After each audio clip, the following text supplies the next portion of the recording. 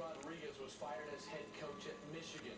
And if you missed it last night, Stanford quarterback Andrew Luck made his case to be the #1 pick in the NFL draft. The junior was sensational, throwing for 287 yards and 4 touchdowns as the Cardinal crushed Virginia Tech 40-12 in the Orange Bowl.